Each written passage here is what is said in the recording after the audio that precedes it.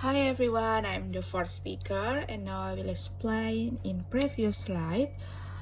As you read and understand, language is not just a means of communication, it is also a powerful instrument of power in society. So the relationship between language and power is reflected in use to influence perception, organize social structure, and enforce hierarchies. So in everyday situation, the relationship between language and power can be found in various contexts. So here I will give one example of the slide.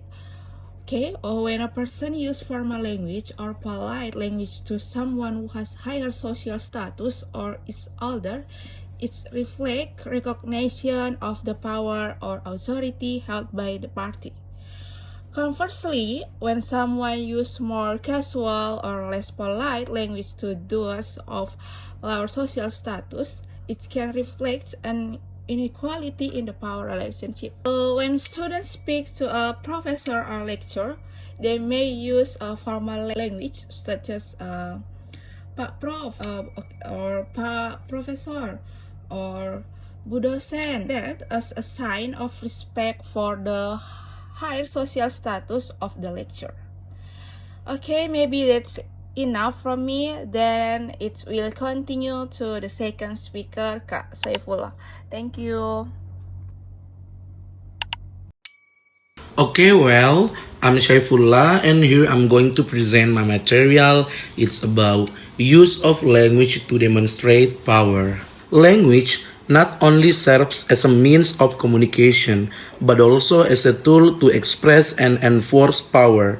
One of the most obvious ways is through the use of language levels.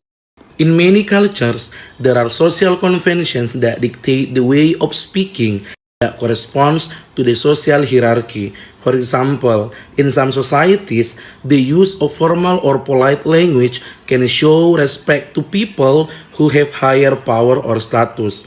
Example, Aji, please help organize this event. Or Bapak, please help organize this event.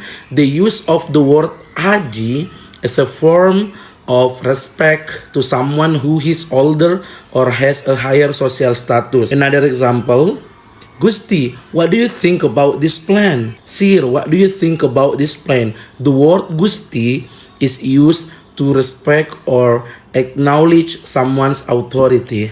I think that's all from me. Thank you very much for your attention. And the next material will presented by the next speaker.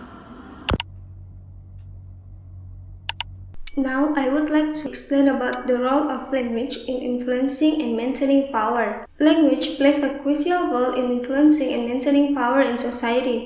Those with power can shape narratives that support their positions and denigrate opposing views. Language is also used to control access to information and resources and to enforce social rules and norms that favor those in power. In addition, language has the ability to create or reinforce group identities. The use of language power can be maintained and reinforced, while alternative or oppositional views can be suppressed or ignored. Example of this case is in the sentence, only those with sufficient knowledge can participate in the decision-making process. This sentence is a perfect example of how language can be used to limit access to power, thus maintaining elite dominance in the decision-making process. Jadi kalimat tersebut adalah contoh tentang bagaimana bahasa dapat digunakan untuk membatasi akses terhadap kekuasaan, sehingga mempertahankan dominasi elit dalam proses pengambilan keputusan. Actually, this is a concerning cycle in action. Pertama, sebagai penghalang yang menciptakan barriers, memberikan mereka yang berwenang untuk mendefinisikan apa artinya dan berpotensi mengecualikan suara-suara penting. Yang kedua, dalam knowledge as a power tool, mengangkat sejumlah pengetahuan dan merendahkan nilai pengetahuan lainnya, seperti pengetahuan individu yang terkena dampak langsung dari suatu permasalahan. Terakhir, yang ketiga, dalam maintaining the status quo, sistem ini membantu mereka yang berkuasa dengan mengamankan dominasi mereka dan mungkin mengabaikan saran-saran yang lebih baik dari pihak-pihak yang mereka singkirkan. However, it's important to consider a counterpoint. Complex issues often require specialized knowledge to make informed decisions. By being mindful of how language shapes access to power,